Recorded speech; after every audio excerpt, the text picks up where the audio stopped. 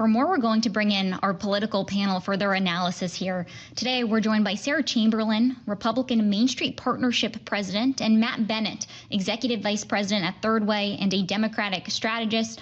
Matt, let me start with you. Just how politically charged of an issue is redistricting going to be as we head into 2026? And we're already seeing this result in protests, members in Texas sleeping in the state chamber. What's happening here?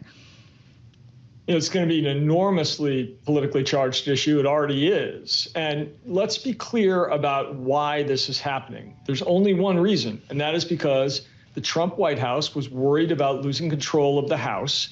And so they are trying to change the rules in the middle of the game. They're trying to do a mid-decade redistricting, which is not supposed to happen. It's not illegal, but it is very, very uncommon. And they started in Texas, where they knew that they could gerrymander the districts so that they could get advantage in 5 more House races by packing them with Republicans. Democrats there have no way of slowing that down without denying them a quorum, so they left the state, but they eventually had to come back. California is responding to that with, moves of its own to try to change their maps only temporarily to respond to this action on part of the Trump administration. And it's not confined, by the way, to Texas. They're trying to do it in Indiana and other places as well, Florida. So, look, this is very, very nasty hardball politics being played by the Trump administration. You're seeing a response from Democrats in California and New York and elsewhere. No one knows how these legal battles will play out in California. The voters will have to decide in November whether they're up for this or not. But either way, it's an extraordinarily nasty way to start the 2026 midterm cycle. Sarah, is there a risk that this high-profile fight in Texas turns into a Pyrrhic victory of sorts for Republicans? In other words, they win the redistricting fight in the legislature, but end up alienating voters in Texas in the process. There's certainly a risk of that. But to be honest, before this all got started, there was a lot of polling that was done where people support this. And in Texas, it came back that, yes, they would support moving forward with the governor doing this in these quote unquote gerrymandered districts. So they knew what they were doing in Texas. Obviously, the California and there's as many Democratic states are looking to gerrymander as there are Republicans. We are in hardball politics. I don't think anybody's really surprised to see this. This is the new political game. And it's not just the Republicans, it's also the Democrats that are playing this game. Politics has changed. This is a new time, and I think you're going to see this for the next few years, this hardball. Well, Matt, I want to stick here on California because we were talking about this in the first hour of Balance of Power, that Politico had some exclusive polling out today that shows that the Democratic governor is the top 2028 presidential contender among Democratic-leaning voters in his home state. That's according to the latest Politico Citron Center Possibility Lab survey that came out today. He even leads former Vice President Kamala Harris, who we know is mulling perhaps a bid, his longtime ally and sometimes rival, 25 to 19%. Matt, as we are watching the next election already shape up, all this speculation, is this somebody that you think could lead the Democratic Party come 2028?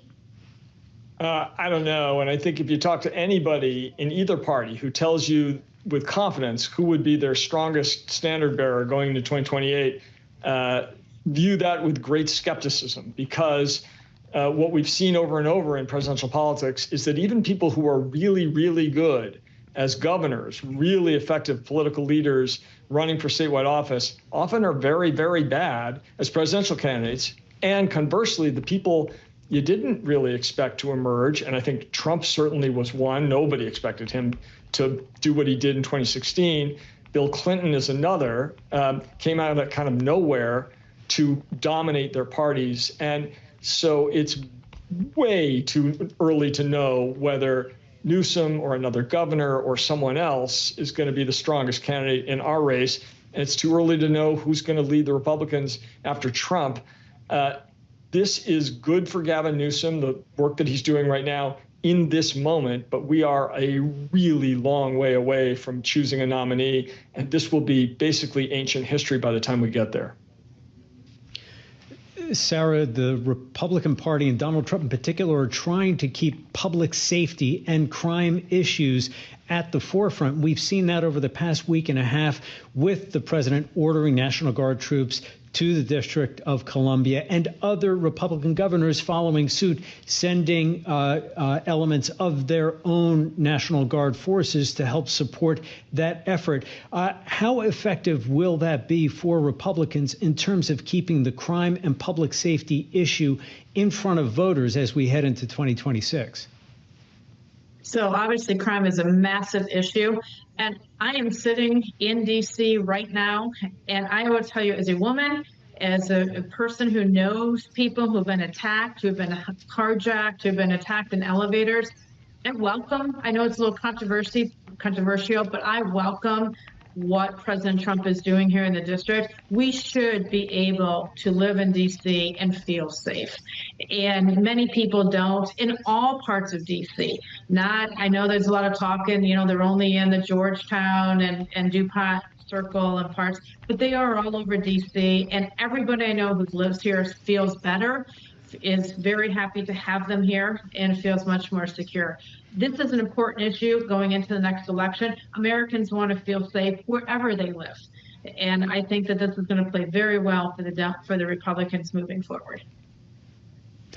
Matt, but how will Democrats respond? Because here in the district, we have seen the mayor point to statistics from the U.S. Justice Department showing that crime had fallen, was down as much as 30% from a year earlier. So how do they counteract these moves? What is the argument there? I think you're going to see two arguments, and one is a good one and one is not. So I think the one that's not a great argument is the one denying what Sarah just said, denying that she feels unsafe. I mean, if she feels unsafe, she feels unsafe, and that's true for a lot of folks. Not everybody.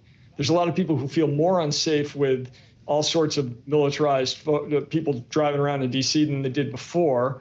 But I think Democrats would make a mistake if they said that there is no crime problem, because crime politically is an issue when voters feel that it is real. The data is really not that relevant.